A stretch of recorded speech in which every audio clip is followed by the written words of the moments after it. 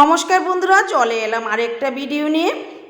তো বন্ধুরা দেখো, আমার কলমি গাছগুলি কিছুদিন আগেই লাগিয়েছিলাম, আর কয়েকদিন আগে তোমাদের একটা ভিডিও দিয়েছি, তাতে দেখতে পাবে যে ব্রাঞ্চগুলি অনেক ছোট ছোট ছিল। আর এর মধ্যে তো কোনো খাবারই আমি দেইনি, এমনিতে লাগিয়ে রেখেছি। দেখো, শুধু একটু জলের মধ্যে কি সুন্দর ব্রাঞ্চগুলি বেরিয়ে গেল, অনেক লম্বা লম্বা হয়েছে। আর বন্ধুরা, এত সহজে যদি আমরা সবজি চাষ করতে পারি, তাহলে কেন বাজারের আশায় বসে থাকি? করো না এইভাবে একটু সবজি, আর খেয়ে দেখো কেমন লাগে। আর বিনে পয়সায় যদি এভাবে সবজি চাষ করে খাওয়া যায়, তাহলে কি দরকার আছে বাজার থেকে পয়সা দিয়ে কিনে আনার কেমিক্যালযুক্ত খাবার?